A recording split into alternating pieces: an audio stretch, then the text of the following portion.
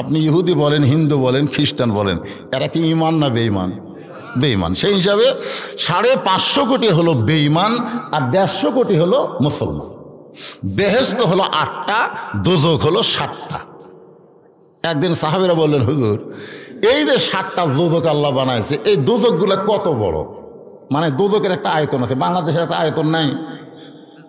আয়তন অনুযায়ী দোজখ কত বড়? আল্লাহ নবী বললেন, কোন একটা জান্নাতের মধ্যে যদি 7টা দোজখ ঢুকানো হয়, কোন একটা জান্নাতের মধ্যে যদি 7টা জাহান্নাম ঢুকানো হয়, তাহলে অনুবীক্ষণ যন্ত্র দিয়ে দেখতে হবে দোজখগুলো গেল কোন জায়গা। সুবহানাল্লাহ জোরে কর। তাহলে 7টা জাহান্নাম একটা জান্নাতের মধ্যে ঢুকালে খালি চোখে দেখা যাবে না, অনুবীক্ষণ লাগে দেখা লাগবে, এই জাহান্নাম কুটি রে। মানে জান্নাতের তুলনায় জাহান্নাম এত ছোট, সেই জাহান্নামের জন্য 550 কোটি।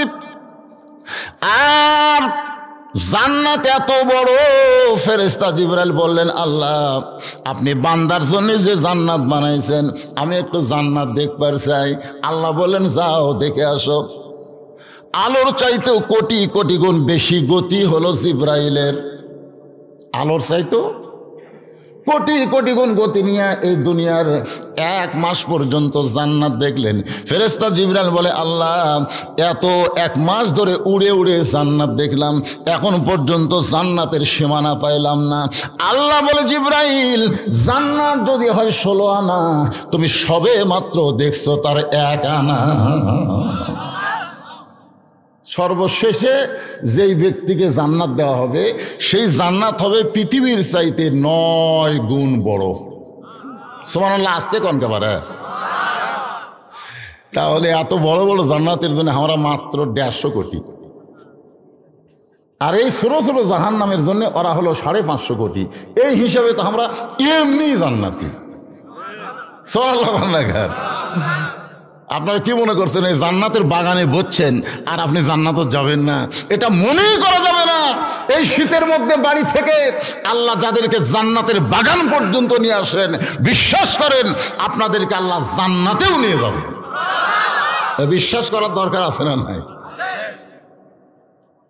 সাহাবারা বললেন, ইয়া রাসূলুল্লাহ হাসর হবে তামার পানি। উম্মত বলবেন, পানি পানি। সেই কঠিন দিনে নবী বিনে পানি দেওয়ার সাধ্য কারো নাই।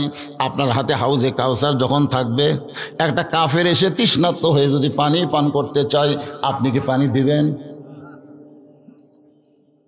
আল্লাহ রাসূল বললেন, সাহাবীরা তোমাদের কি মনে হয়? সাহাবীরা বলতে, যে হুজুর আল্লাহ বলেছেন, ওমা আরসালনাকা ইল্লা রাহমাতাল লিল আলামিন। আপনি হলেন গোটা বিশ্ব জগতের জন্য দয়া। তাইফের ময়দানে আপনাকে পাথর মারলো, আপনার দেহ দিয়ে রক্ত ঝরলো।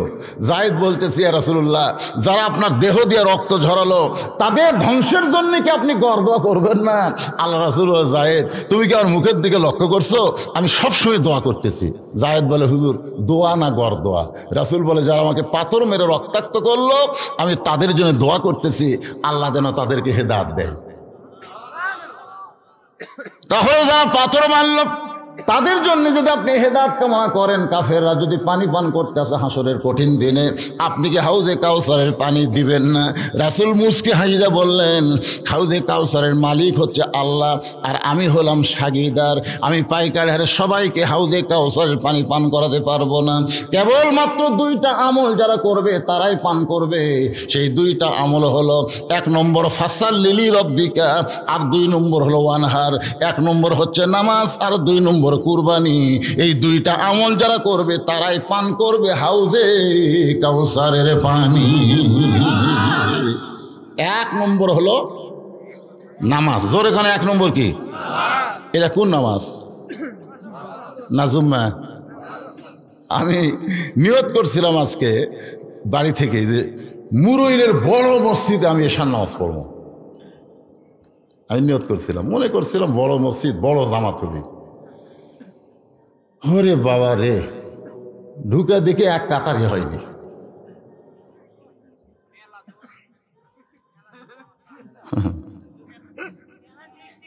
আচ্ছা, দোতলা কি জন্য বানাচ্ছেন? না না, আপনাদের মসজিদ কয়তলা? দোতলা বানাচ্ছেন কেন? এক কাতে হয় না তো, দোতলা কেন? মানে এই কথাটা আপনাদের মুখ থেকে আমি শুনবার চাচ্ছি। জুম্মার নামাজ,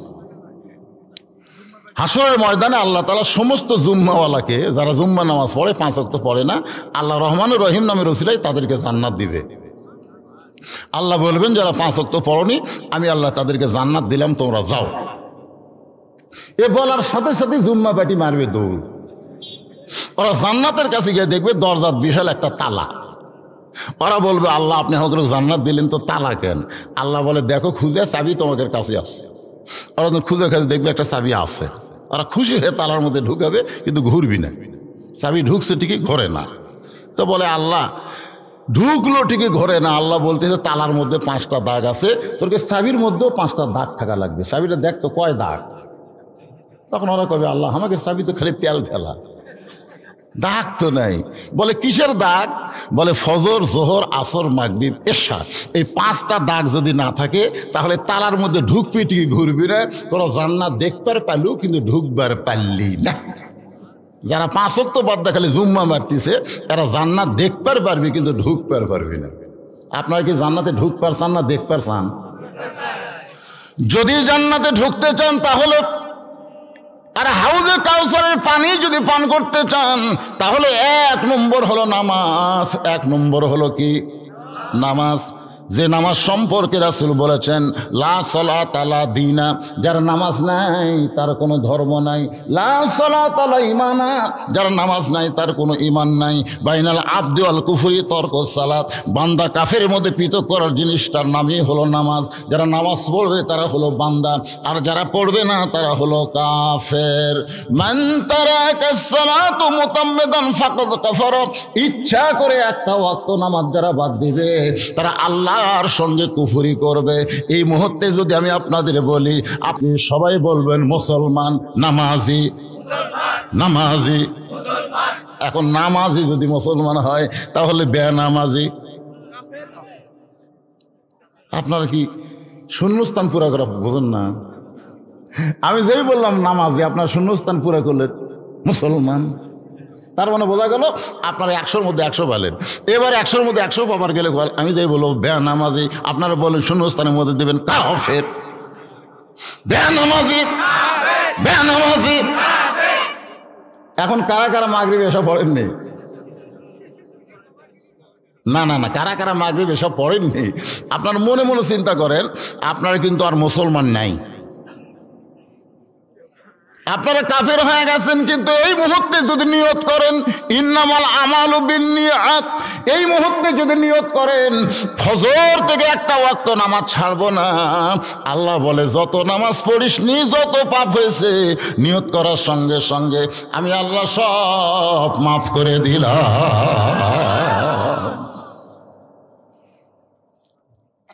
এখানে কিন্তু 5 ওয়াক্ত নামাজের কথা হবে। যেরকম কয় ওয়াক্ত? 24 ঘন্টার মধ্যে কয়বার? এই সবাই একটু মনোযোগ দিয়ে শোনেন বাজান, 24 ঘন্টার মধ্যে কয়বার? আচ্ছা, আল্লাহ যদি এই শীতের দিন আমাকে বলতো যে সূর্য ওঠার 1.5 ঘন্টা পরে ফজরের নামাজ হবে, তাহলে আমাকে কেমন লাগতো? ভালোই লাগতে পারে। কিন্তু এই যে আরামের ঘুম, কেড়ে 12টা পর্যন্ত ফেসবুক চলে, কেবল একটু আরামের ঘুম ধরলো, আর শালা মুয়াজ্জিন কয় টাকা বেতন পাস, আমাকে ঘুম ভাঙ্গা দিলি। আর সালাতু খায়রুম মিনান নাওম। শোনেন, এই মাঘ মাসের 2 তারিখে শোনেন, আর সালাতু খায়রুম মিনান নাওম শোনার সাথে সাথে ল্যাপটে যাই বাম হাত দিয়ে ফেলে দিবি, ল্যাপকে বুকের উপর থেকে ফেলে দিয়ে ঠান্ডা পানি দিয়ে উজু করে মসজিদে রওনা দিবে। ফেরেশতারা বলবে, আল্লাহ এত শীতের মধ্যে ল্যাপ কম্বল ফেলে দিয়ে যেই তোমার বান্দা ঠান্ডা পানি দিয়ে উজু করে মসজিদের দিকে আসতেছে, এর রেজাল্ট কি? আল্লাহ বলবে, যদি বদর যুদ্ধ থাকতো, এরা সেই যুদ্ধের সৈনিক হয়ে যেত। এই জন্যে আল্লাহ জানে কোন সময় ফজর দেওয়া লাগবে। আল্লাহ জানে কে জানে না? আমি আপনাদের বোঝানোর জন্য বলতেছি, ফজরের নামাজ আদায় করার পরে সূর্য উদয় হওয়ার আগ পর্যন্ত কোনো সুন্নত নফল কোনো সেজদা দিবার পারবেন? আবার আসরের নামাজ পড়ার পরে সূর্য অস্ত যাওয়ার আগ পর্যন্ত কোনো সেজদা দেওয়া যাবে না। গতকাল যেখানে ওয়াজ করতেছিলাম এক ব্যক্তি বলে, হুজুর আসরের পরে কি জানাজার নামাজ পড়া যাবে? আমি বললাম আসরের পরে জানাজা পড়া যাবে, কারণ জানাজার মধ্যে কোনো রুকু সেজদা নাই। আর রুকু সেজদা যার মধ্যে থাকে না, মানুষ নামাজ বললেও তার নামাজ হয় না। নামাজের মধ্যে অবশ্যই সেজদা থাকা লাগবে। তাহলে জানাজার নামাজ না, জানাজা হলো দোয়া। জোরে কান জানাজা কি? আরো জোরে কান। আমাদের মধ্যে ফেতনা লাগানোর জন্য কিছু লোক বলে জানাজার নামাজ। একটু মনোযোগ দিয়ে শুনবেন। নামাজ যদি বলেন অসুবিধা নাই, নামাজ মানে দোয়া। নামাজ হলো ফার্সি শব্দ। আমরা এখানে আলোচনা করতেছি হলো সালাত। 5 ওয়াক্ত নামাজ আদায় করা লাগবে পুরুষ মানুষের জন্যে। বাড়িতে নামাজ পড়া না মসজিদে নামাজ পড়া? জোরে কন। আল্লাহ রাসূল বলেন মসজিদে 5 ওয়াক্ত নামাজের আজান হলো, আজান হওয়ার পরে কোনো পুরুষ মানুষ ইচ্ছা করে যদি বাড়িতে নামাজ পড়ে, ওই বাড়ির প্রতি আমি নবীর এত রাগ হয়ে যায়, আমি যেন অর্ডার দেই বাড়ি আগুন দিয়ে পুড়ে ছাই করে দাও। রহমতের নবী কি অর্ডার? আমাকে নবীর কি দয়ার শেষ আছে? আর সেই নবী আগুনের কথা বলতেছে। আজকে অনেকে বলে না যে হুজুরা হলো আগুন সন্ত্রাসী, হুজুরা আগুন সন্ত্রাসী, আমরা লই রে, আমাকে নবী নবী বলেছেন আমি অর্ডার দেই আগুন দিয়ে বাড়ি পুড়ে ছাই করে দাও, কিন্তু অর্ডার দিলাম না এই কারণেই ওই বাড়িতে শিশু বাচ্চার নারী থাকে। এই কথার দ্বারা বোঝা গেল পুরুষ মানুষের নামাজ বাড়িতে শূন্যস্থান পুরা করালেই ভাইজান। পুরুষ মানুষের নামাজ কোন নামাজ? কোন নামাজ? 5 ওয়াক্ত ফরজ নামাজ। আপনি সুন্নত পড়তে পারবেন, নফল পড়তে পারবেন, অসুবিধা নাই, কিন্তু 5 ওয়াক্ত 17 রাকাত নামাজ আপনার বাড়িতে পড়া যাবে না। এই 5 ওয়াক্ত নামাজ আপনাকে জামাত আদায় করা লাগবে। যখন ফজরের নামাজ আদায় করলেন বাজান গো, রাসূল ডাকতে বলে আল্লাহ এত কষ্ট করার পরে আমার উম্মতেরা ফজরের নামাজ আদায় করলো, এ আদায় করার পরে আপনি তাদের কি পুরস্কার দিবেন?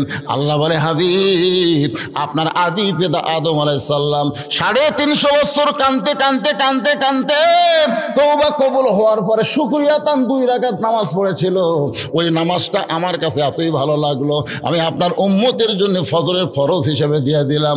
আপনার উম্মতেরা ফজরের ফরজ 2 রাকাত নামাজ জামাতের সঙ্গে আদায় করবে, আদম নবীর সম পরিমাণ সওয়াব আমি আল্লাহ দিয়ে দিব। আজ থেকে কি ফজর পড়বেন?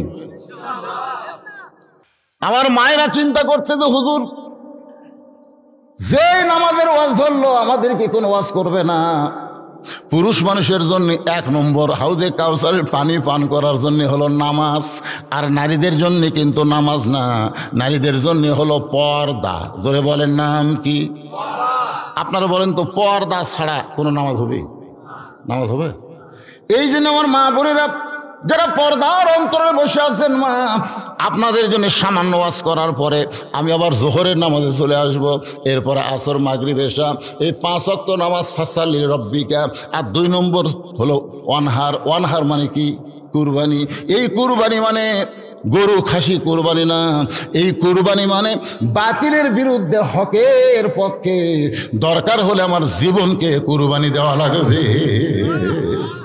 2 জন ছেলে আইছে নবীর কাছে। কয়জন? একজনের নাম হলো মুয়াজ, একজনের নাম হলো মুআব্বাস। নবীকে বলতেছে রাসূলুল্লাহ আমরা 2 ভাই আল্লাহ রাস্তায় কুরবানি হবার চাই।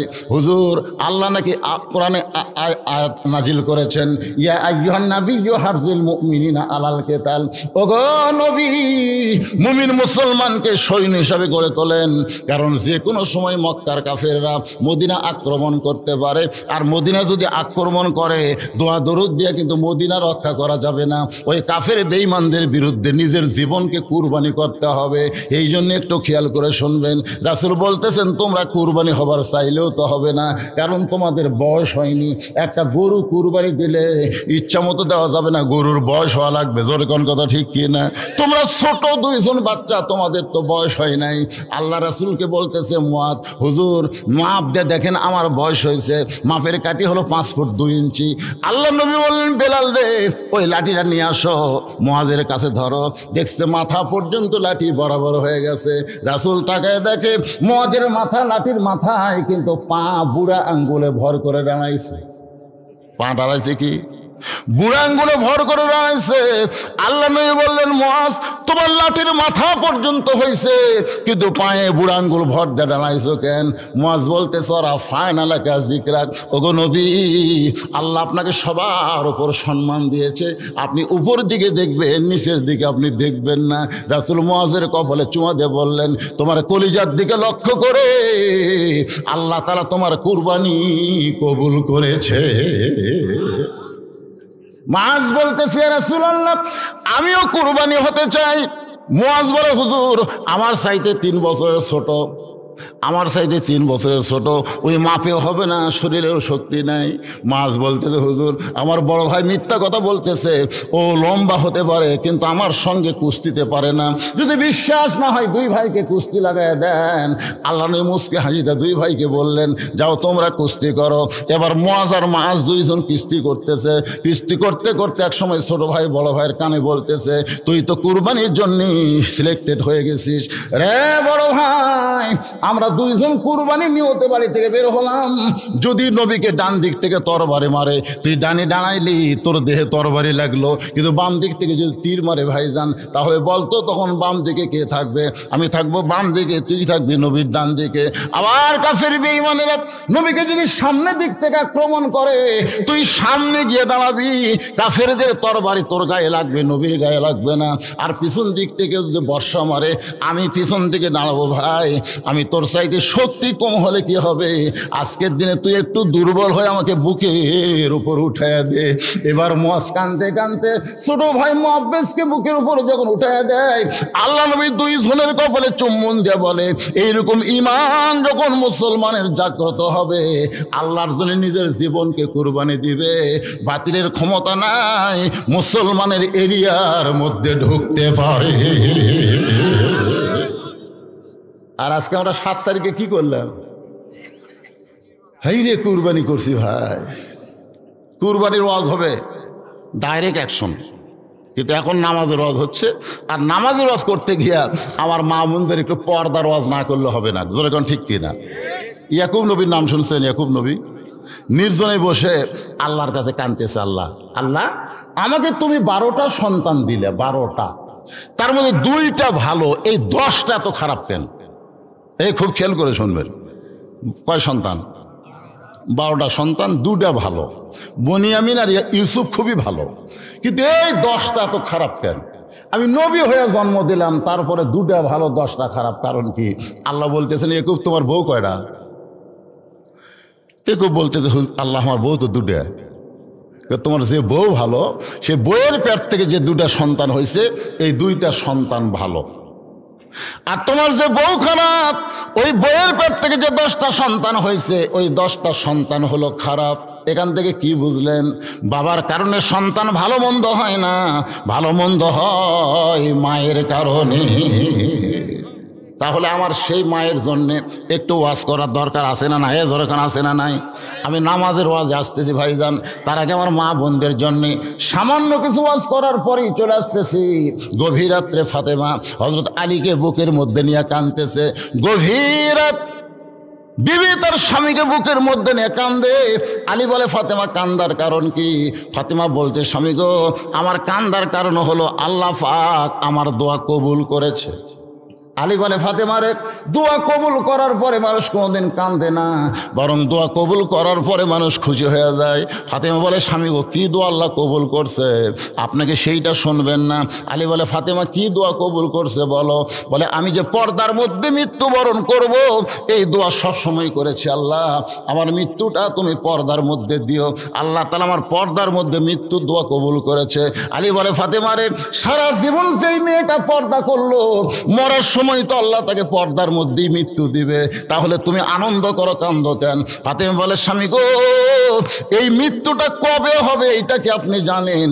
আলী বলে ফাতেমা মৃত্যুর খবর একমাত্র আল্লাহ ছাড়া দুনিয়ার কেউ বলতে পারে না। ফাতেমা বলে স্বামী গো আল্লাহ পাক আমারে জানাইছে আজকে গভীর রাত্রে ফাতেমার মৃত্যু হবে। যেই কইছে গভীর রাত্রে ফাতেমার মৃত্যু হবে গাছের গোড়া কাটলে গাছটা যেমন ঠাস করে পড়ে যায়, হযরত আলী তেমনি পড়ে গেলেন ঘরের মাজায়। মা ফাতেমা মুস্কি মুস্কি হাসতেছে।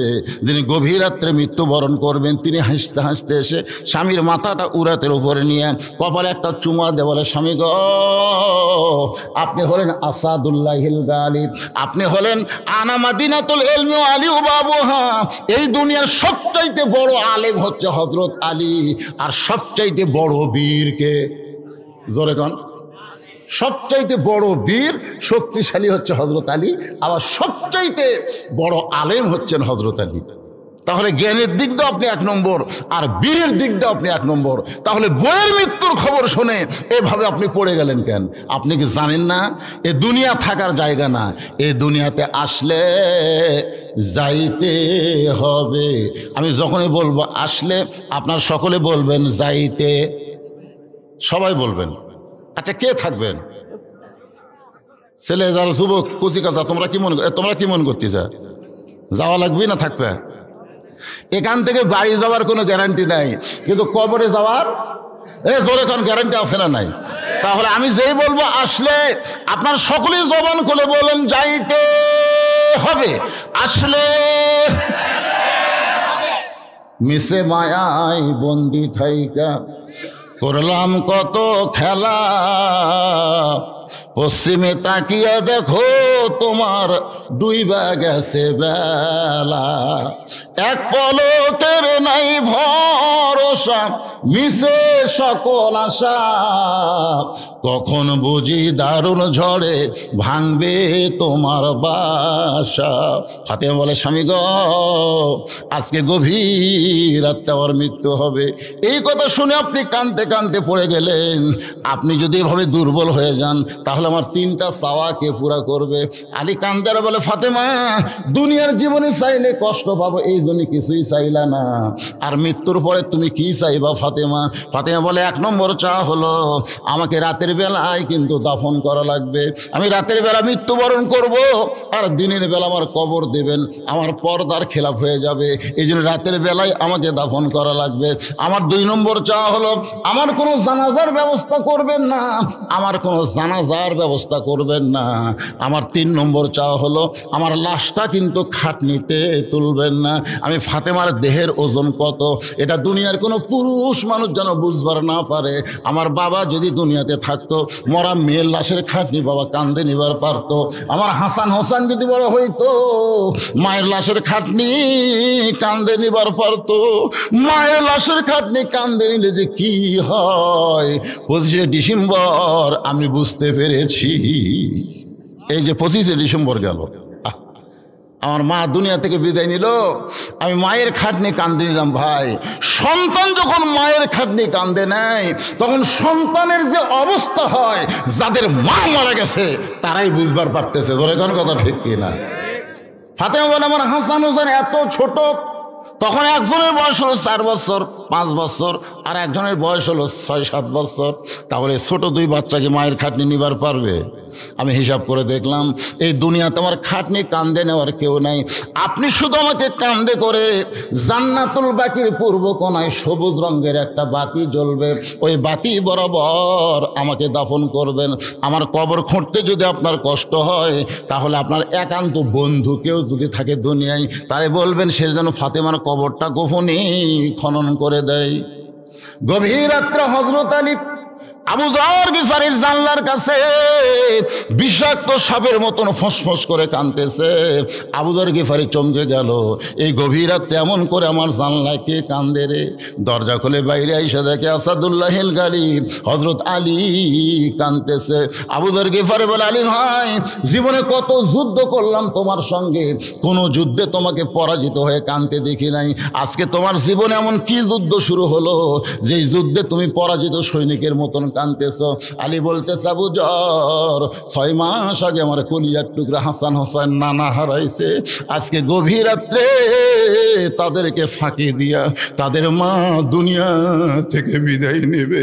আবু যর জান্নাতুল বাকির পূর্ব কোণে একটা কবর কর, কারণ পর্দানিশি ফাতেমা ওসিয়ত করেছে রাতের বেলায় তাকে দাফন করা লাগবে। আবু যর গিফারি কোদাল নিয়ে ওই জান্নাতুল বাকির পূর্ব কোণায় গিয়া দেখে সবুজ রঙের একটা বাতি জ্বলতেছে, যেই বাতির কোনো তার নাই, যেই বাতির কোনো সুইচ নাই, বিনা তারে বিনা সুইচে আমার আল্লাহ তাআলা অটোমেটিক জ্বলায়া দিছে। লিল্লাহি আজকে যারা এখানে বসে আর শুনতেছেন, মনে করবেন না যে আপনার কবরে জানলা নাই, দরজা নাই, বাতি নাই, কিন্তু কবরের পাথেও যদি কবরে জোগাড় করে যাবার পারেন, আপনার কবর কবর থাকবে না, আপনার কবর হবে জান্নাতের বাগান। ধরে কোন কথা ঠিক না? বিশ্বাস করা লাগবে। অনেকে আফসোস করে, হাইরে হাইরে কবরের তো ছুট্ট না জায়গারি, জানলা নাই, দরজা নেই। আপনি কি মনে করতেছেন? কিন্তু যেদিন ডাক পড়িবে, এই গানটা সবাই একটু গান, মনটা নরম হবে। কিন্তু যেদিন ডাক পড়িবে কবর মাঝে যাইতে, জোগাড় কিছু করছো বন্ধু তার মাঝে বিছাইতে। আবু যর গিফারি কোদাল নিয়া তাকায় দেখে ওই যে বাতি জ্বলতেছে, ওই বাতির আলো গোলাকার হয়ে পড়ে নাই, 4 কোণা কবরের মতো পড়ে গেছে। ওই আলোর মধ্যে কোদাল দিয়ে কবর খুঁড়তে খুঁড়তে এক সময় আবু যর গিফারি আবেগে, অনেকগুলো কথা আমরা বলি বিবেকে, আর কতগুলো কথা বলি আবেগে। আবেগের কথা হলো বর্তমান ক্ষমতা কি আছে, এটা আবেগ। অনেকে বলে আওয়ামী লীগ ক্ষমতায় আছে রে, কিন্তু বিবেক কি বলে? কথা কয় না। আবেগে মানুষ খালি কাফের হয়। যদি আপনি বলেন যে বর্তমান আওয়ামী লীগ ক্ষমতা আছে, বলা মাত্রই আপনি কাফের হয়ে যাবেন। কারণ আল্লাহর ক্ষমতার মধ্যে কাউকে ঢুকানো যাবে না। ওহু আলা কুল্লি শাইইন কদির, প্রত্যেকটা বিষয়ের উপরে একমাত্র ক্ষমতাকার, একমাত্র ক্ষমতাকার। আবেগে আমরা বলি, আবেগে। হুজুর যত ওয়াজ করেন হুজুর, হবি না, কি হবি না, এত আন্দোলন এত কিছু করার পর তো কিছুই হলো না হুজুর। আরে পাগলা, 3 তলার উপরে উঠে 1.5 লাখ টাকার খাট, 12,000 টাকার কম্বল, 9টার সময় ওড়ে তামানে দিয়ে বলতেছে আমার বাড়ি আমার ঘর, আমার নামাইকে। 2 কান্দে 2 ফেরেশতা বলতেছে আল্লাহ ই যে কথা কয়ে কম্বলের মধ্যে ঢুকলো, তাহলে এক নামানোর কেউ নাই। ফেরেশতারা রাগ করছে, আল্লাহ কয়ে ধৈর্য ধর। রাত 3টার সময় একটা ভূমিকম্প দিছে। তোর এখন কি কম্প? তাহলে বিল্ডিং একটা লয়ে উঠছে, ওই এত জোরে নামছে যে কম্বলের মধ্যে লঙ্গি খুলে আছে, ওটাও পর্যন্ত পড়ার টাইম পাইনি।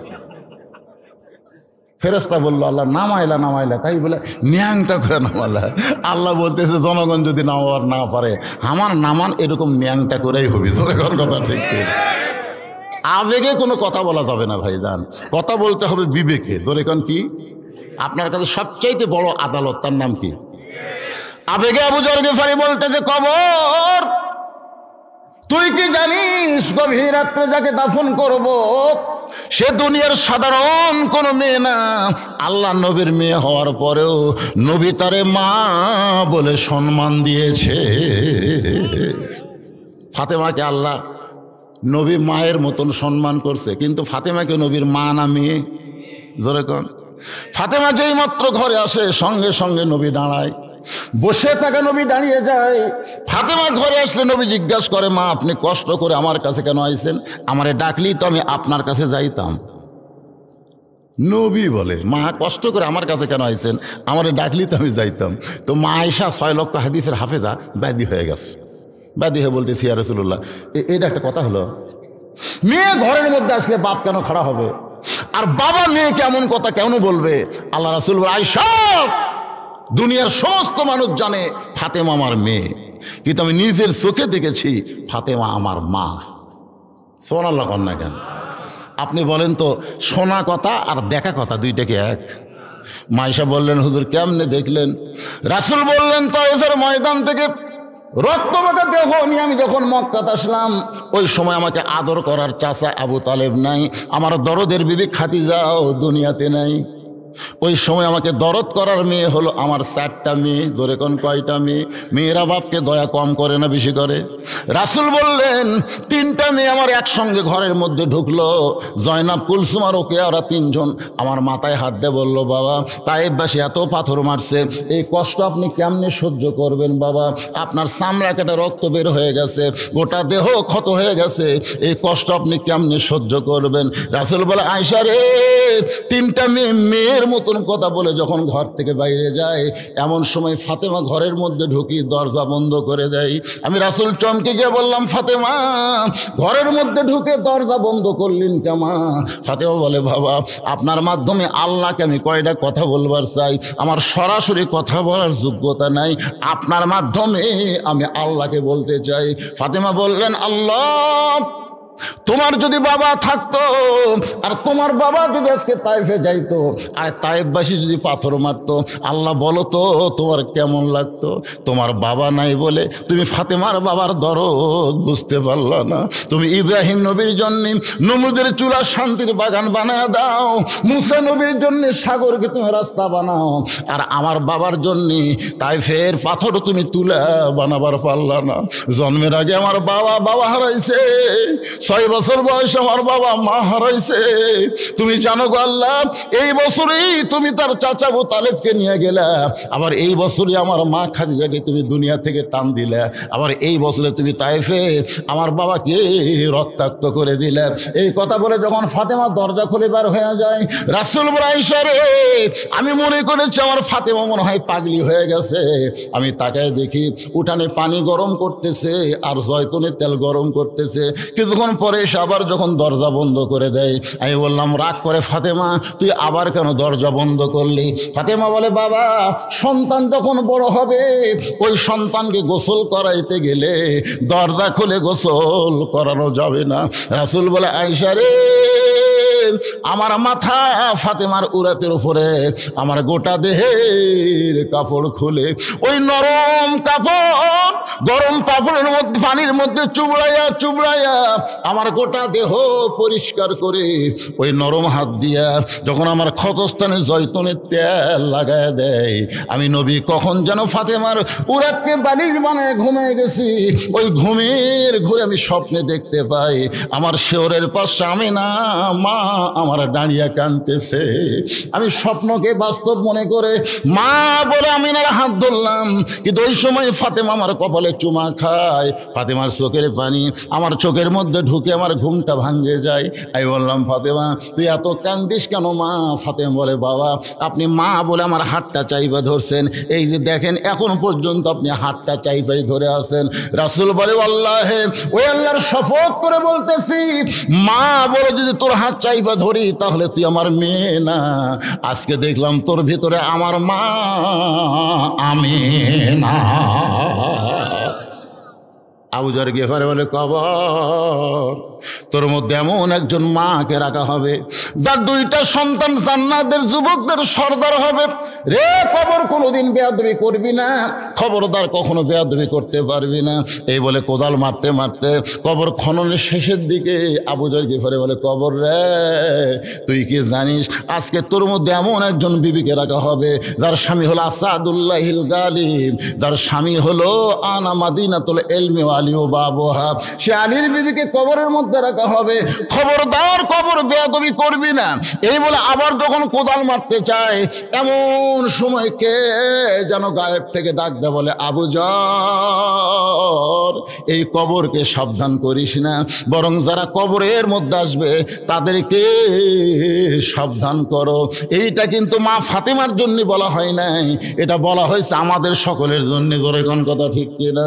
আবু যর কবরকে সাবধান করিস না, বরং যারা কবরের মধ্যে আসবে তাদেরকে সাবধান করো। এই কবর কার মা, কার মেয়ে, কার বিবি, এটা কবর দেখবে না। আমল যদি ভালো হয় কবর জান্নাতের ঘর হয়ে যাবে, আর আমল যদি খারাপ হয় কবর জাহান্নামের গর্ত হয়ে যাবে। এই শব্দ শোনার পরে আবু যর গিফারি দুইটা হাত থরথর করে কাঁপতেছে, আর কোদাল মারতে পারে নাই। গোরস্থান সাইরা জান্নাতুল বাকি সাইরা কোথায় যেন আবু যর গিফারি দৌড় মারছে, কোথায় যেন পালায় গেছে। নির্দিষ্ট সময়ে হযরত আলী ফাতেমার দেহ কারা নেওয়ার জন্য ঘরের মধ্যে ঢুকেছে, কারণ ফাতেমার গভীর রাত্রে দাফন করা লাগবে, তার কোনো জানাজা হবে না, তার লাশটা খাটনিতেও তোলা চলবে না। ঘরের মধ্যে ঢুইকে দেখে ফাতেমা নিজে নিজেই গোসল করেছে। মেয়ে পুরুষ মারা গেলে গোসল করানোর দরকার আছে না নাই? কিন্তু ফাতেমা নিজে নিজেই গোসল করেছে। ফাতেমা নিজে নিজেই কাফনের কাপড় পরে শুধু দুইটা হাত বের করে রাখছে, আর মুখটা বের করে রেখে দুই পাশে দুইটা সন্তানকে ঘুমায় দিছে। কারণ হাসান হোসেন যদি চেতন থাকে তাহলে মাকে দাফন করার ব্যাপারে ওর বাপকে অসুবিধা করতে পারে। এই জন্য ফাতেমা সতর্ক হইয়া দুইটা সন্তানকে ঘুমায় দিছে। হযরত আলী দুই সন্তানের মাঝখান থেকে ফাতেমারে কান্দে করে নিয়ে ওই জান্নাতুল বাকির কাছে গিয়ে বলতেছে, আবু যর, কবর যদি খোঁড়া হয়ে যায় কবর ছেড়ে চলে যায়, কিন্তু আমার আল্লাহ তাআলা আবু যর গিফারিকে আগেই কবর থেকে সরায় নিছে। হযরত আলী নিজেই ফাতেমাকে দাফন করার পরে আল্লাহর কাছে বলতেছে, মাবুদ গো, দুনিয়াতে গরিব ছিলাম বলে ফাতেমার করতে পারি নাই, আজকে দাফন করার পরে তোমার কাছে কান্দি, আমার ফাতেমাকে তুমি কবুল করে নাও। এ দোয়া শেষ করার পরে হযরত আলী তাকায় দেখে সামনে কয়েকটা পুরাতন কবর দেখা যায়। এই মাত্র ফাতেমাকে কবর দিয়েছে, সেই নতুন কবর আর নাই। কোথায় ফাতেমার কবর, কোথায় গেল ফাতেমার কবর? গোটা জান্নাতুল বাকি দৌড়ায়, গোটা জান্নাতুল বাকি দৌড়ায়। ফাতেমার কবর কোথায় রে, ফাতেমার কবর কোথায়? কে যেন ডাকতে বলে, আলী রে, ফাতেমা হলো পর্দানিশী, আমি আল্লাহ জোহরা ডিগ্রি দিয়া ফাতেমার কবরটাকে কিয়ামত পর্যন্ত পর্দা করে দিয়েছি। মায়েরা রে, পর্দার অন্তরে যারা আছেন মা, যদি আপনারা জান্নাতে যাবার চান, আপনাদের জান্নাতি নারীদের নেত্রী হবে ফাতেমা। ওই ফাতেমার সিগনেচার ছাড়া কিন্তু জান্নাতে যাবার পারবেন না। তাহলে এখন ফাতেমার মতো নারীদের পর্দা করার দরকার আছে না নাই? ফজরের নামাজ পড়তে গেছে হযরত আলী, কোন নামাজ? আবু যরকে খুঁজতেছে, কে রে? ওকে আমি কবর খুঁড়তে দিয়ে বেটালাম, এই বেটা গেল কোথায়?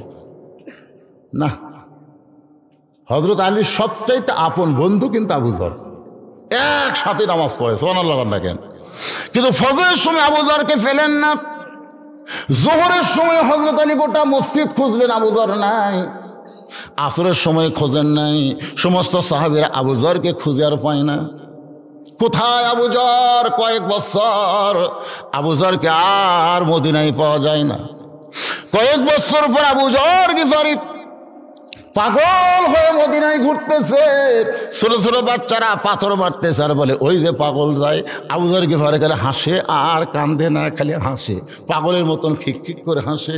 এমন সময় রাস্তা দিয়ে আলী যাওয়ার বলে, রে ছোট বাচ্চারা, পাগল মনে করে কারো পাথর মারতেছ? মদিনার বাচ্চারা বলে, আমরা তো ওনাকে চিনি না, আমরা তো ওনাকে চিনি নাই পাগলকে।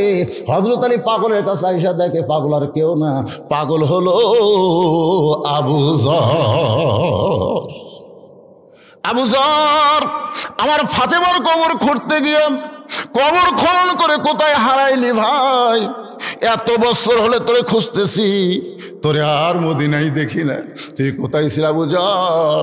একটা বার কথা বল, কবর খুঁড়তে খুঁড়তে কেন তুই কবর ছেড়ে পালায় গেলি? আবু যর গিফারি কোনোই কথা বলে না। আলী বলতেছে, আবু যর কথা বল, কথা বল। আবু যর গিফারি যখন কথাই বলে না, হযরত আলী আবু যর গিফারিকে বুকের মধ্যে একটা চাপা মারছে। চাপা মারার সঙ্গে সঙ্গে আবু যর গিফারির জবান দিয়ে বের হচ্ছে, কবর কবর কবর। তিনবার কবর কবর বলে মারিতে পড়ে যায়। হযরত আলী উরাতের ওপরে মাথা নিয়ে কবরে চুম্বন দিয়া দেখে আবু যর গিফারি আর দুনিয়াতে না। আলী কান্দের বলে, আবু যর কবর করতে গিয়ে তোর কি হলো ভাই? দুনিয়ার কোনো মানুষকে না বললাম, কবর কবর কবর বলে তুই দুনিয়া থেকে বিদায় নিলি। আবু যর গিফারির এই অবস্থা দেখে আলী চিৎকার করে বললেন, দুনিয়াবাসীরে শোনো, ওই কবরে যখন আমাদের যাইতে হবে খালি হাতে যাইও না, কবরে যাওয়ার পাথেও জোগাড় করে তারপরে তোমরা কবরে রওনা দিও। আজকের এই মক্তবের উন্নয়ন গল্পে মাহফিলে ভাই আমি আরো 1 ঘন্টা ওয়াজ করবো, আমার ওয়াজের কোনো আপত্তি নাই, কিন্তু এই মুহূর্তে কবরে যাওয়ার পাথেও হিসাবে মক্তবের যে সাইজ দেখলাম ভাইজান, আজকে প্রাইমারি সরকার হাজার হাজার টাকা দিয়া, কোটি টাকা দিয়া প্রাইমারি সংস্কার করে। 1 তলা প্রাইমারি 2 তলা হয়, 2 তলা প্রাইমারি 3 তলা হয়, কিন্তু কোরআন যেখানে শিক্ষা দেওয়া হয় সেই মক্তবের কোনোই উন্নতি।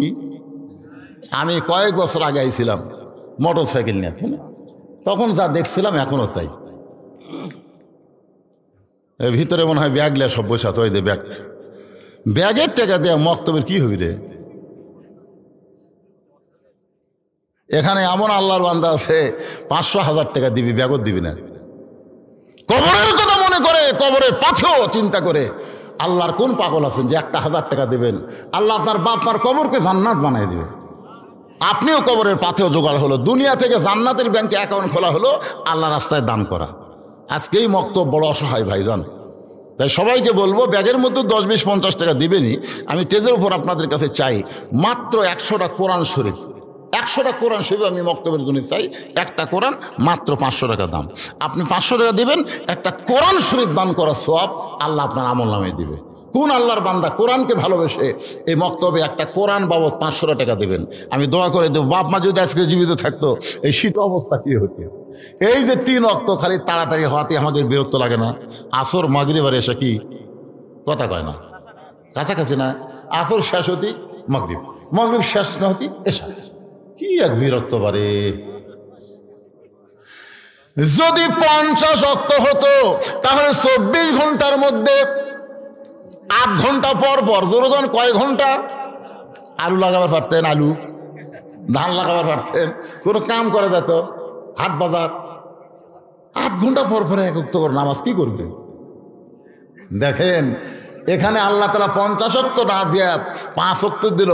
এই 5 ওয়াক্তর মধ্যে আবার 2 ওয়াক্তর দিকে খেয়াল করছেন, এশা থেকে ফজর একটা লম্বা সময়, আবার ফজর থেকে জোহর একটা লম্বা সময়। ওমর ফারুক বলেন, ইয়া রাসূলুল্লাহ 3 ওয়াক্ত তাড়াতাড়ি আর এই 2 ওয়াক্ত লম্বা কেন? আল্লাহ রাসূল বললেন, ফজর থেকে জোহর লম্বা সময় দেওয়ার কারণ হলো মানুষ দুনিয়ার কাজকাম করবে, ব্যবসা বাণিজ্য করবে, চাকরি বাকরি করবে, খেতে খামারে এবং অফিস আদালতে এইগুলো কাজ করতে করতে দেহের যে ক্ষয় হবে, ক্ষয় বোঝেন না? ক্ষয় বোঝেন না? দেহের যে ক্ষয় হবে, এশা থেকে ফজর আল্লাহ লম্বা সময় দেওয়ার কারণ হলো ওই সময় তারা ঘুম পাড়বে, ওই ক্ষয়গুলো আল্লাহ তাআলা ঘুমের মধ্যে পূরণ করে দিবে। তাহলে দেখেন 50 ওয়াক্তর জায়গায় 5 ওয়াক্ত। এখন আমি 3টা কথা আপনাদেরকে বলবো, আপনি একটু চিন্তা করে দেখেন তো কথাটা কি মানা যায়। 1 নম্বর কথা হলো, আমাদের নবীকে আল্লাহ 50 ওয়াক্ত নামাজ দিল। নবী আমাদের কথা মনে ভুলে গেছে, মুসা নবী আমাদের কথা বলে দিছে। মানে আমরা যে 50 ওয়াক্ত পারবো না সেটা আমাদের নবী কি ভুলে গেছে, মানে মনে নেই, আমাদের কথা নবীর মনে নেই। এই 50 ওয়াক্ত নিয়ে আসতেছে, মুসা নবী মনে করে দিল, আপনার উম্মতেরা পারবে না। এখন বলেন তো আমাদের বেশি দয়া কে করে, আমাদের নবী না মুসা নবী? কথা কয় না। আচ্ছা নামাজকে আগে ফাঁসে না বোরাকত আগে ছুটছে? আগে বোরাকের পিঠে না চললে তো আর আল্লাহর কাছে যাওয়ার পর নেই। ওই বোরাকের পিঠেও তো নবী চড়তেছে না। ফেরেশতা জিবরাইল বলে, হুজুর চড়েন। আল্লাহ রাসূল বলে, আগে বোরাকের গতি কও। বলে বোরাকের পিঠে চড়বেন, বোরাক আপনাকে বারকুন বিজলি, আসমানের বিজলি চমকায়, এর চাইতেও বেশি গতিতে আল্লাহ তাআলা আপনাকে আরশে নিয়ে যাবে। সঙ্গে সঙ্গে নবী বোরাকের পিঠে হাত দিয়ে কান্না শুরু করলেন। ফেরেশতা জিবরাইল বলে, রাসূলুল্লাহ এত সুন্দর বোরাক যার পিঠে চড়ে আপনি আল্লাহর বাড়ি যাবেন, সেই বোরাকে আপনি কাঁদেন কেন? রাসূল বলে, জিবরাইল আমার উম্মতের ব্যাপারে আমার পুলসেরাদের কথা মনে পড়ে যায়। আমার উম্মতেরা ওই বিজলি আকারে পুলসেরাত পাড়ি দেওয়ার জন্য এমন করে একটা বোরাক যদি আল্লাহ দেয়, জিবরাইল বলে হুজুর এটা একটা কথা হলো, কোন নবীর জন্য আল্লাহ যে বোরাক দেয় নাই, আর আপনার জন্য স্পেশালভাবে আল্লাহ বোরাক তৈরি করেছে, সেই বোরাক উম্মতের জন্য চাবেন। আমার মনে হয় এই চাওয়াটা আপনার বেশি হয়ে গেল, আপনার এই চাওয়া আল্লাহ কবুল করবে না। সঙ্গে সঙ্গে নবী বোরাকের কাছ থেকে 11 গজ দূরে, 11 গজ মানে কয় হাত? আল্লাহ পাক আমাকে দেখাছে ভাইজান, যেখানে বোরাক আইছিল ওই বোরাক যেখানে আল্লাহ পাঠাইছিল, বোরাকের পাশে হলো দাহিয়াতুল কালবি, তার জামিলাক যে কবর দিছে ওই কবরের পাশেই বোরাক এসে খাড়া হয়ে আছে। সুবহানাল্লাহ। ওই জায়গাটা এখন আছে। 11 গজ দূরে নবী দাঁড়ায় বললেন, জিবরাইল তোমার আল্লাহকে বলো ঠেকা আমার না, ঠেকা হলো তোমার আল্লাহর। ঠেকা কার? আমি কোনোদিন আল্লাহর আরশে যাওয়ার চাইনি, আমি কোনোদিনও চাইনি। কারণ মুসা নবী একবার বলছিল রব্বি আরিনি, আল্লাহ বলেছে লান তারানি। মুসা নবী আল্লাহ দেখবার চাইছিল, আল্লাহ কয় সম্ভব না। সেই দিন থেকে আমার মনের মধ্যে আল্লাহ দেখার বাসনা থাকলেও আমি সাহস পাই না। জিবরাইল কয় হুজুর মুসা নবী আল্লাহ দেখবার চাইছিল, আর স্বয়ং আল্লাহ আপনাকে দেখবার চায়। তফাৎ আছে না নাই? তোর এখন তফাৎ আছে না নাই? মুসা নবী আল্লাহ দেখবার চাইছিল, আর আল্লাহ আপনাকে দেখবার চায়। এখন বলেন মুসা নবীর চোখের পাওয়ার আর আল্লাহর চোখের পাওয়ার কি সমান?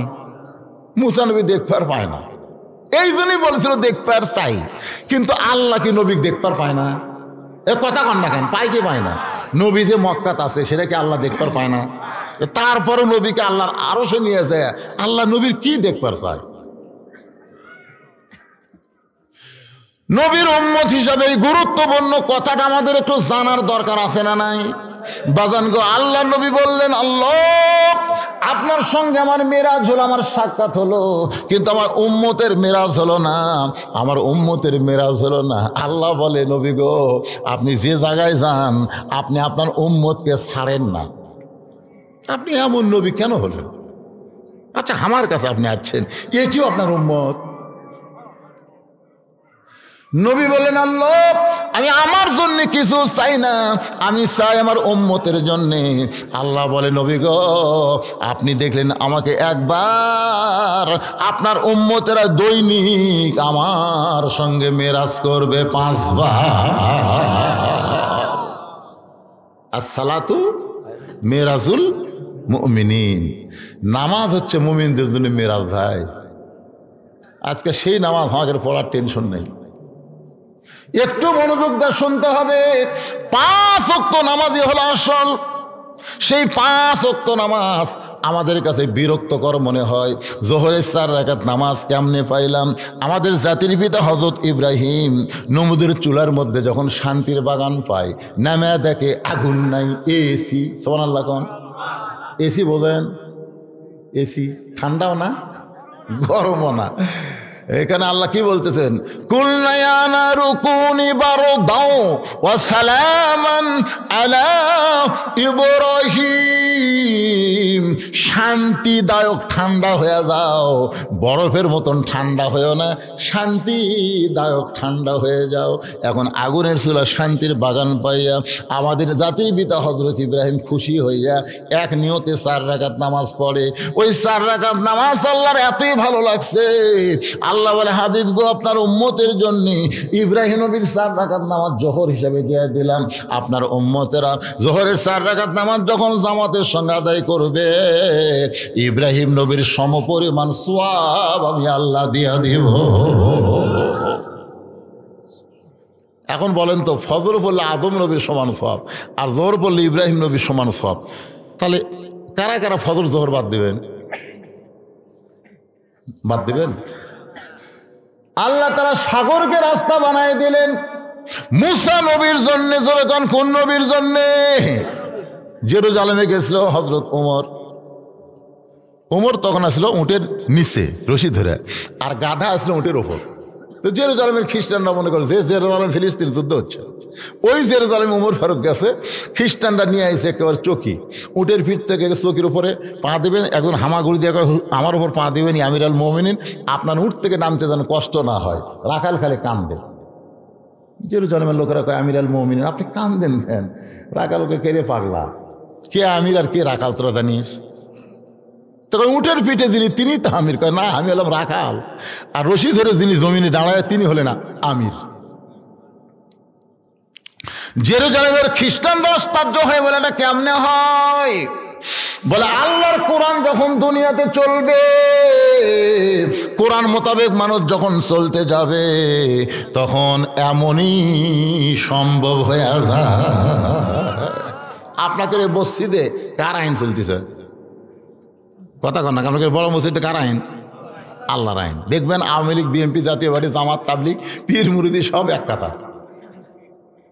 আমি একদিন নিজের এলাকার দেখছি, ভাই এটা তো কাহলো আমার এলাকা, কিন্তু আমার 5 পীর এলাকার দেখছি মসজিদের মধ্যে ঢুকা দেখি 3 মুসল্লি খালি বারবার ঘড়ি দেখতেছে, হুজুর নাই।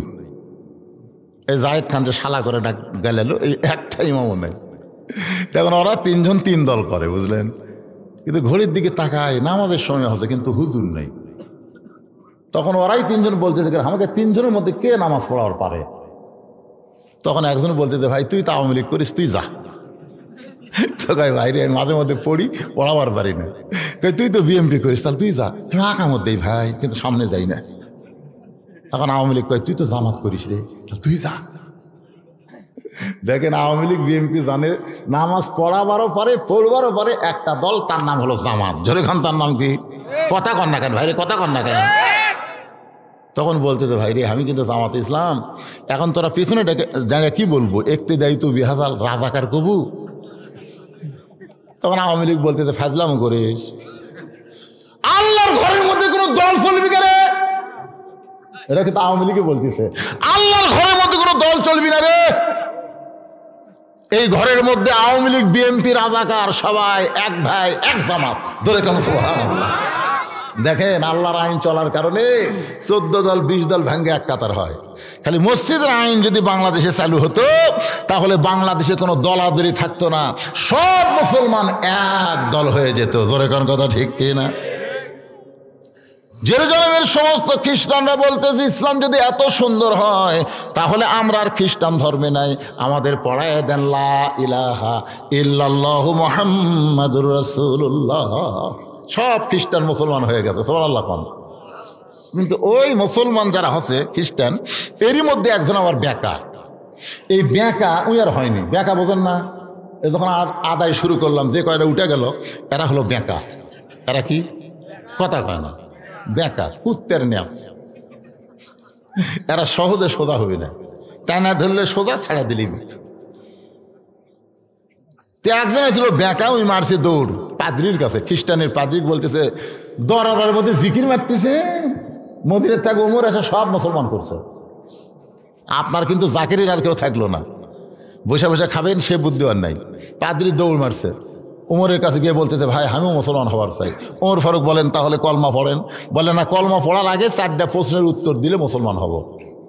1 নম্বর প্রশ্ন হলো পৃথিবীর এমন কোন জায়গা যে জায়গায় সূর্যের আলো একবার পড়েছে কিয়ামত পর্যন্ত পড়বে না, ওই জায়গাটার নাম বলা লাগবে। 2 নম্বর প্রশ্ন হলো পৃথিবীর এমন কোন কবর, কবরটাও জীবিত, লাশটাও জীবিত, ওই কবর এবং লাশের নাম বলতে হবে। 3 নম্বর প্রশ্ন হলো পৃথিবীর এমন কোন 2 ভাই একসঙ্গে জন্মগ্রহণ করেছে, বহু বছর পরে একসঙ্গে 2 জনকে হত্যা করা হয়েছে, কিন্তু এক ভাই এক ভাইয়ের চাইতে 100 বছরের বড়। 4 নম্বর প্রশ্ন হলো পৃথিবীর কোন কয়েদি কারাগার নিঃশ্বাস নেবার পারে না, এরপরও জীবিত থাকে। ওমর কান্দার বলে পাদ্রী রে, তোমার 4টা প্রশ্ন আমি জীবনে শুনি নাই, তাহলে উত্তর কেমনে দেব? পাদ্রী বলতেছে আমি তাহলে মুসলমান হতে পারলাম না। ওমর ফারুক জেরুজালেম থেকে যখন ফিরাইছে মদিনায়, হযরত আলী শিক্ষামন্ত্রী তখন ছিলেন। তখন হযরত আলী হলেন শিক্ষামন্ত্রী। দরকার কি মন্ত্রী? কথা কন না কেন, কি মন্ত্রী? বাংলাদেশেও শিক্ষামন্ত্রী আছে না নাই? ইসকনের সদস্য। এতদিন শিক্ষামন্ত্রী ছিল দীপমণি, এখন হয়েছে নওফেল। ধরে কর নাম কি? নওফেল। বাজান একটু মনোযোগ দিয়ে শুনবেন। ওমর ফারুক বলতেছেন আলী রে, সব খ্রিস্টান মুসলমান হয়েছে, আমার মন ভরে নাই, কিন্তু একটা পাদ্রী মুসলমান হবার চাই হলো না। আলী বলতেছেন কেন হলো না? বলে 4টা প্রশ্ন করেছে। 1 নম্বর প্রশ্ন হলো পৃথিবীর কোন জায়গা সূর্যের আলো একবার পড়েছে কিয়ামত পর্যন্ত পড়বে না, ওই জায়গাটার নাম কি? আলী মুসকি মুসকি হাসে আর বলে আপনি কেন পারলেন না? আল্লাহ মুসা নবীর জন্যে সাগরকে রাস্তা বানায় দিল, ওই সময় সূর্যের আলো সাগরের তলায় গেল, তখন ফেরাউন নামলো, তখন তখন সাগর পূর্বের মতোই হয়ে গেল। ওই জায়গায় কিয়ামত পর্যন্ত আর সূর্যের আলো পড়বে না। ওমর বলে, আলী রে, 2 নম্বর প্রশ্ন করলো, কবরটাও জীবিত, লাশটাও জীবিত, এইটা কি দুনিয়াতে কোনোদিন হতে পারে? আলী বলতেছেন, কবর হলো মাছ আর লাশ হলো ইউনূস আলাইহিস সালাম। ওমর চমকে বলে, আলী রে, 2 ভাই একই সঙ্গে জন্মেছে, বহু বছর পর একই সঙ্গে হত্যা করেছে, এক ভাই এক ভাইয়ের সাথে 100 বছরের বড়। আলী বলতেছে, ওজাইর আর আজিজ আলাইহিস সালাম, ওজাইরকে আল্লাহ তাআলা 100 বছর ঘুম দিছিল, ওই ঘুমটাকে তার মৃত্যুর মধ্যে শামিল করে তার হায়াতের মধ্যে ধরে নাই। আবার 2 ভাইকে যখন কাফেররা হত্যা করলো, তখন দুনিয়ার হিসাবে এক ভাই এক ভাইয়ের সাথে 100 বছরের বড়। ওমর কান্দের বলে, আলী রে, পৃথিবীর কোন কারাগার কয়েকদিন নিঃশ্বাস নিবার পারে না, জীবিত থাকে? আলী বলতেছে, মায়ের পেটে সন্তান নিঃশ্বাস নিবার পারে না, এরপরও আল্লাহ জীবিত রাখে। ওই যে সাগরকে আল্লাহ 12 লাইন রাস্তা করে দিল, ওই সাগরের মধ্যে মুসা নবী এক নিয়তে 4 রাকাত নামাজ আদায় করেছিল। ওই 4 রাকাত নামাজ আল্লাহর এতই ভালো লাগছে, উম্মতে মুহাম্মাদের জন্য আসরের 4 রাকাত ফরজ হিসেবে দেয়া দিচ্ছে। আসরের 4 রাকাত ফরজ যখন জামাতে আদায় করবেন, মুসা নবীর সমপরিমাণ সওয়াব আল্লাহ দান করে দিবে। মাগরিবের 3 রাকাত ফরজ। যেই নবীর আলোচনা শুরু করেছিলাম, ইয়াকুব নবী, জোরে বলেন নাম কি? ইয়াকুব নবীর একটা সন্তানকে কুয়ার মধ্যে ফেলে দিয়েছিল, তার নাম হলো ইউসুফ। শেষ পর্যন্ত বণিকেরা বিক্রি করলো, জুলাইখার বাড়িতে লালন পালন হলো। আবার জুলাইখার অভিযোগে ইউসুফকে জেলখানার মধ্যে ঢুকানো হলো।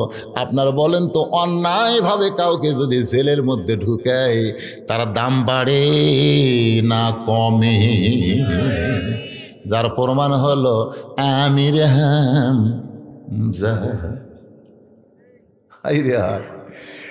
বগুড়ার ইউটিউবাররা কক্সবাজার গেছে রে, বগুড়া থেকে কুটি গেছে। কে রে? আমির হামজা। আমি চিন্তা করল, আমার ঘুরে বসে 2-4 দিন জেলত থাকা লাগলো রে। আসলে জেলত গেলে ভালো মানুষ, তার দাম বাড়ে। যার ফরমান হলো আমির হামজা, যার ফরমান হলো আল্লামা সাঈদী। মরে যাওয়ার পরে কমপক্ষে 1 লক্ষ জায়গায় তার জানাজা হচ্ছে। জোরে কোন সুবহানাল্লাহ, কথা কন না কেন? ইউসুফ নবীকে জেলের মধ্যে ঢুকানোর কারণে আল্লাহ কি তার দাম কমাইছে না বাড়াইছে? শেষ পর্যন্ত মিশরের প্রেসিডেন্ট বানিয়ে দিচ্ছে। যারা কুয়ার মধ্যে ফেলে দিয়েছিল ওরাই গেছে। ওরা 10 ভাই যায় বলতেছে, যাবো না, যাবো না, খাদ্যের বড় দরকার, আমরা খুব ক্ষুধাতে আছি। ইউসুফ নবী বললেন, তোকে পরিচয় কি রে? কাহাগের বাঘের নবী ইয়াকুব নবী। তখন বুঝতে পারলো তো এরাই 10 জন রে, কুয়ার মধ্যে ফেলে দিছে। যাই হোক, বহু ঘটনার পরে ইউসুফ নবী যখন বাপের সঙ্গে মিলন হয়, ওই সময় শুকরিয়া তান 3 রাকাত নামাজ পড়ে। ওই 3 রাকাত নামাজ আমাদের জন্য আল্লাহ মাগরিবের 3 রাকাত ফরজ করে দিয়েছে। জামাতের সঙ্গে আদায় করলে ইয়াকুব ইউসুফ নবীর সম পরিমাণ সওয়াব আল্লাহ আমাকে দান করে দিবে। এখন বাকি থাকলে এশার নামাজ। জোরে বলেন কোন নামাজ? আমাদের নবী দুনিয়াতে আসার আগে একজন নবীকে আল্লাহ দুনিয়াতে পাঠাইছিল। বলেন তো সেই নবীর নাম কি? ঈসা আলাইহিস সালাম। এখন পর্যন্ত কিন্তু মহরে এবার এই কথাটা সবাই শূন্যস্থান পূরণ করেন না কেন? কে? হায় হায় রে, মরদ মানুষকেও পারল না রে। নবীর দুধ মতো হালিমার নামে একজন মা আমার 4টা কোরআন শরীফ বাবদ 2000 টাকা দান করেছে আল্লাহ। মা হালিমার সঙ্গে আমি হালিমার কবর জিয়ারত করছি, জান্নাতুল বাকি যেখানে ওসমান গনির কবর, সেখান থেকে মাত্র 150 মিটার ফাঁকে নবীর দুধ মা হালিমাতুস সাদিয়ার কবর। সুবহানাল্লাহ, বলেন কি ভাগ্য জানেন। আপনার মক্তব্য শিক্ষক 1000 টাকা দান করছে। অনেকেই দান করছে, হয়তো আগে ফাঁকে কিছু দান করছে, পরে কিছু দান করবে, না দিলে মাসে চলবে। তাই আদায় করছেন, আগে গ্রাম থেকে আদায় করছেন, মাশাআল্লাহ। যাই হোক, ও যেটা করতেছে একটু খেয়াল করেন। বর্তমানে এখনো তিনি জীবিত আছে, যার নাম হলো ঈসা নবী। জোরে কোন কি নবী? আর খ্রিস্টানরা কি মনে করে? কুরুশ কুরুশ বিদ্ধ করে মেরে হেল দিছে। আসলে কি ঈসা নবী মরছে? এই জন্য তো শালা ভ্রান্ত। ইসলাম ছাড়া যেগুলো ধর্ম আছে সবগুলো বানোয়ার ধর্ম। এখন পর্যন্ত তর তাজা আল্লাহ চতুর্থ আসমানে রেখা দিয়েছে। তোর এখন সোহান আল্লাহ। এর ঘটনা হলো ইহুদিরা ঈসা নবীকে মারার জন্য বাড়ি ঘেরাও করছে। ঈসা আলাইহিস সালাম বলতেছে, আল্লাহ যে হারে বাড়ি ঘেরাও করছে আমি তো দরজা খুললেই মারে ফেলবে। আল্লাহ বলতেছে দরজা খোলা লাগবে না, আমি ঘরের ছাদ ফাঁকা করে আপনি নিয়ে আসবেন। আল্লাহ ঈসা নবীকে ছাদ ফাঁকা করে কোথায় লেগেছে? চতুর্থ আসমানে। ইহুদিদের মধ্যে এক বড় বীরের ধৈর্য কুলাচ্ছে না, কে রে এতক্ষণ দরজা পড়া দেবো ভাঙ। এই দরজা ভাঙ্গা ভিতরে যায়, ভাই ঈসা রে, কে রে ঈসা, তুই কুটি লুকালি রে। আল্লাহ তাআলা ওই বীরের চেহারা ঈসার মতো করে দিছে। ওই দরজা খোলা বের হয়ে বলতেছে, ভাই বউ খুঁজলাম ঈসা নাই। তারা বাড়া আসলো, তারা কয় তুই কে? আমি তো তোর কি ভাই রে।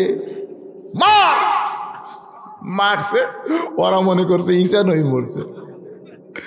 আল্লাহর মার দুনের ভার ধরে কোন কথা ঠিক কিনা? কার মরার কথা কে বলল রে?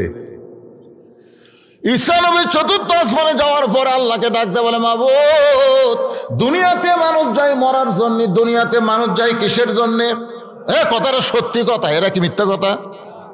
জাত সাকারাতুল মাউত হাক্কুন, যত সত্য কথা আছে তার মধ্যে একটা সত্য কথা হলো আমাদের মৃত্যু হবেই। যত বড়ই মরদ হন মৃত্যু হবে না? হবে কি হবে না? ঈসা নবী বলতেছে, আল্লাহ দুনিয়াতে মানুষ যায় মরার জন্যে, কিন্তু আমার যে মৃত্যু হলো না, আমার কি মৃত্যু হবে না? আল্লাহ বলে, ঈসা শুধু একজন মাত্র জীবিত থাকবে, বাদ বাকি সবাইকে মরা লাগবে। আপনারা বলেন তো, যে একজন জীবিত থাকবে তিনি কে? কুল্লু মান আলাইহা ফানিউ ওয়া ইয়াবকা ওয়াজহু রাব্বিকা যুল জালালি ওয়াল ইকরাম। এমনকি যে আজরাইল আমাকে জান কবজ করে, আপনারা বলেন তো সে আজরাইল কি মরবে? আল্লাহকে আজরাইল দেখ তার কেউ আছে? আজরাইলকে আল্লাহ তন্ন তন্ন করে খুঁজে দেখছি কেউ নেই। আল্লাহ কয় ভালো করে খোঁজক রে। আল্লাহ আপনি কি কন? যার হাতের তালুর উপর গোটা পৃথিবী তাকে আপনি খুঁজবার কন? আর নাই, আল্লাহ কেউ নাই। আল্লাহ কয় তুই কে? আজরাইল করছে আমার কথা আমি ভুলেই গেছি। আল্লাহ কয় এখন জান কবজ কর। আজরাইল কয় আমার জান আপনি করেন না, এই দায়িত্ব আমার লয়, এটা তোর। সেই দিন আজরাইল যে একটা চিৎকার মারবি, আল্লাহ রে নিজের জান নিজের কবজ করা লাগবে, এইটা যদি আগে জানতাম তাহলে এই জান কবজ করার দায়িত্ব আমি নিতাম না। আল্লাহ বলে ঈসা আপনারও মৃত্যু হবে। ঈসা বলতেছে আল্লাহ চতুর্থ আসমানে। আল্লাহ বলে চতুর্থ আসমানে নয়, আবার আপনাকে দুনিয়াতে প্রেরণ করা হবে। ঈসা বলে আল্লাহ কবে নবী করে আবার প্রেরণ করবেন? আল্লাহ কয় নবী করে না, বিশ্ব নবীর উম্মত করে। সঙ্গে সঙ্গে ঈসা নবী এক নিয়তে 4 রাকাত নামাজ আদায় করে। আল্লাহ বলে ঈসা রে বিশ্ব নবীর উম্মত হওয়ার কথা শুনে নামাজ পড়লাম। ঈসা বলতেছে আল্লাহ শুকরিয়া আদায় করলাম। আল্লাহর সক্রিয় সবচাইতে বড় শুকরিয়া হলো আল্লাহকে সেজদা দেওয়া। 4টা রাকাত নামাজ পড়ার কারণ হলো আপনি আমাকে নবী করে দুনিয়াতে প্রেরণ করছিলেন, আমি তেমন খুশি হইনি আল্লাহ, কিন্তু বিশ্ব নবীর উম্মত করে প্রেরণ করবেন এই খুশিতে আমি 4 রাকাত নামাজ আদায় করেছি। আমার সঙ্গে সকলে একটু বলবেন, নবী না হয়ে দুনিয়ার, না হয়ে ফেরেশতা আল্লাহর হয়েছি উম্মত আপনার, তার তরে শুকুর। কি বলেন? আপনারা বলেন তো খুশি না বেজার? তো খুশি হলে হাজার কনকাবারে। বর্তমান জামানায় হাজারের খাওয়া আছে। যখন এই গান লেখছে, এই গজল লেখছে, তখন 1000 টাকার উপর টাকাই আসলো না। আজ থেকে 200 বছর আগে এই গজল কষে পাওয়া গেছে, সেই সময় 1000 টাকা কষে। তখনকার লোকেরা কোটির হিসাব জানে। আমার দাদি জীবনেও 100 টাকা কয়নি, জানেন? 1 কোটি। আমার কাছে 2 কোটি আছে ভাই, 2 কোটি। 2 কোটি তার মোশান কি? 2 কোটি মানে 40। আমি যখন ছোট, খুব ছোট, আমি দেখছি একদিন গরু জব করে সকালে জব করছে, এসা হয়ে যায়, বেচা হয় না। তো গরুওয়ালা বলতেছে 10 হবি 10 টাকা দিলিয়ে যাও। আমি 10 শেয়ার গোস্ত 10 টাকা। তখন গরুই আসলে 13-14 টাকা করে, জানেন, এক গরুর দাম 13-14 টাকা। আপনি সেই সময়ের হাজার, এখন হাজার কন, আপনার মাথা ঠিক আছে? কোটি কোটি বার তার তরে শুকুর, কোটি বার ইয়া নবী সালাম আলাইকা, ইয়া রাসূল সালাম আলাইকা, ইয়া হাবিব সালাম আলাইকা, সালাওয়াতুল্লাহ আলাইকা। আল্লাহ বলে, নবী গো, ওই চতুর্থ আসমানে ঈসা নবীর 4 রাকাত নামাজ আমার এতই ভালো লাগছে, আপনার উম্মতের জন্য এশার 4 রাকাত হিসেবে দিয়ে দিলাম। এশার 4 রাকাত নামাজ যখন জামাতে আদায় করবে, ঈসা নবীর সমপরিমাণ সওয়াব আমি আল্লাহ দিয়া দিব। এখন আপনারা বলেন, এই নামাজের ওয়াজ শোনার পরে কোন নামাজ বাদ দিবেন? এই যুবকের কথা কও, কোনটা বাদ দিবা? তাহলে ফাসাল্লিলি রব্বিকা, 1 নম্বর নামাজ, 2 নম্বর কুরবানি, এই 2টা আমল যদি করে যাবার পারেন ভাই, হাসরের ময়দানে তামা হোক কি রোদ হোক কি ফেটে যায়, আমাদের কোনো টেনশন নাই। নবীর হাউজে কাউসারের পানি পান করবো, সূর্যের তলে দেয় খাড়া হবো, জোরে খানো না দিয়ে কি করবো? হ্যাঁ, সূর্য কবি তুই চলবো না, তোর মধ্যে হাউজে কাউসারের পানি আছে, সূর্য তো দূরের কথা, তুই জাহান্নামত গেলেও জাহান্নাম জান্নাত হবি। আমরা সে হাউজে কাউসারের পানি পান করতে চাই। এই 2টা আমলের বিনিময়ে আল্লাহ যেন কবুল করে, জোরে কোন আমিন। ফজরের নামাজ জামাতের সঙ্গে আদায় করবো ইনশাআল্লাহ। আস্তাগফিরুল্লাহ রাব্বি মিন কুল্লি জামবি ওয়া আতুবু ইলাইহি, লা হাওলা ওয়ালা কুওয়াতা ইল্লা বিল্লাহিল আলিয়্যিল আযীম। আল্লাহুম্মা সাল্লি আলা সাইয়্যিদিনা শাফিঈনা নাবিয়িনা মাওলানা মুহাম্মদ ওয়া আলা আলিহি ওয়া সাহবিহি ওয়া বারাক ওয়া সাল্লিম। আল্লাহুম্মা আমিন। আল্লাহুম্মা আনতাস সালাম ওয়া মিনকাস সালাম, তাবারাকতা ইয়া যাল জালালি ওয়াল ইকরাম। মাবুদ, কঠিন শীতের ভিতরে আরামের তোষক কম্বল ল্যাপটে বাদ দিয়া, আরামের ঘুমকে বাদ দিয়া, তোমার পাগল বান্দারা আমার সামনে বসে বসে আলোচনা শুনেছে। আল্লাহ, তোমার বান্দিরা পর্দার অন্তরে বসে বসে আলোচনা শুনেছে। মেহেরবানি করে আজকের মাহফিল আমাদের সকলের হেদায়েতের জন্যে, নাজাতের জন্যে, জান্নাতের জন্যে কবুল করো। এই মাহফিলের শুরু থেকে শেষ পর্যন্ত যত আলোচনা হয়েছে আল্লাহ, এর মধ্যে যদি ত্রুটি হয়, ভুল হয়, মাফ করে দিও। এর জাহাদিয়া মঞ্জুর করো। সোনার মদিনায় নবী পাকের রওজা মোবারকে আল্লাহ কবুল করে নাও। তামাম আম্বিয়ায়ে কেরাম, আসহাবে কেরাম, তাবিনী কেরাম, তাবিনী কেরাম, তামাম পৃথিবীর মাটির নিচে যত মুমিন মুমিনা আছে আল্লাহ, সকলের ওয়াফরে হাদিয়া কবুল করো। আল্লাহ তাআলা, আমরা যারা হাত তুলেছি, আমাদের জনম দুঃখনী মা অন্ধকার কবরে চলে গেছে। আল্লাহ মেহেরবানি করে মায়ের কবর জান্নাতের টুকরা বানায় দাও।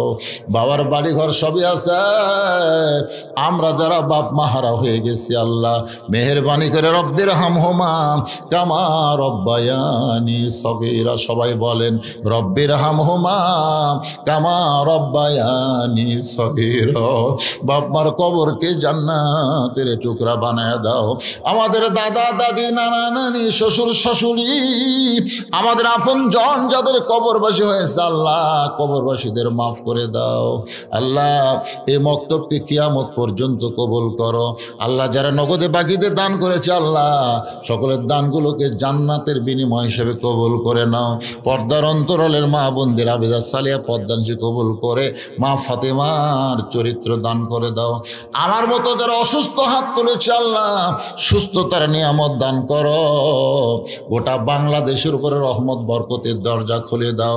ও মাবুদ, আজকের মাহফিলের সম্মানিত সভাপতি, সহসভাপতি, সম্মানিত প্রধান অতিথি, প্রধান মেহমান সহ বিশেষ অতিথিদের আল্লাহ তুমি কবুল করো।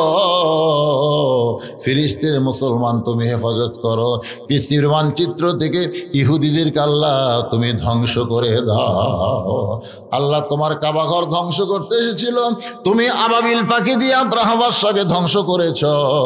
তোমার বাইতুল মুকাদ্দাস যারা ধ্বংস করতে চায়, তোমার কুদরতি শক্তি দিয়ে তাদের তুমি ধ্বংস করে দাও। আয় আল্লাহ তাআলা, আমি গুনাহগার বলে দোয়া ফিরাই দিও না। এতগুলো মানুষের মধ্যে যার দুই হাত পছন্দ করো, সে দুই হাতের ওসিলাই গোটা মাহফিলকে আল্লাহ তুমি কবুল করে নাও। আল্লাহ, মিডিয়ার ভাইদের তুমি কবুল করে নাও। আল্লাহ, তোমার কোরআনের জন্য, ইসলামের জন্যে, আল্লাহ ইসলাম জাগরণের জন্যে, কোরআন বীজের জন্যে এই মিডিয়াগুলোকে তুমি কবুল করে নাও। এদের কামাইয়ের মধ্যে তুমি বরকত দিয়া দাও আল্লাহ। আল্লাহ, এরা গান বাজনা করেন আল্লাহ। আল্লাহ, তোমার কোরআনের ফাঁকিদের কোরআনের তাফসিরগুলো এরা মানুষের কাছে সরবরাহ করে, এটাই এদের হেদাতের একটা উসিলা হিসেবে কবুল করে নাও। এদের নাজাতের উসিলা হিসেবে কবুল করে নাও। এদের বরকতের জন্য রেজেকের ব্যবস্থা হিসেবে কবুল করে নাও আল্লাহ। যে মিডিয়াগুলো এখনো চালু হয়নি আল্লাহ, তুমি তোমার কুদরত দিয়ে সেগুলো চালু করে দাও আল্লাহ। সুবহান রাব্বিকা রাব্বিল ইজ্জাতি আম্মা ইয়াসিফুন ওয়া সালামুন আলাল মুরসালিন ওয়ালহামদুলিল্লাহি রাব্বিল আলামিন।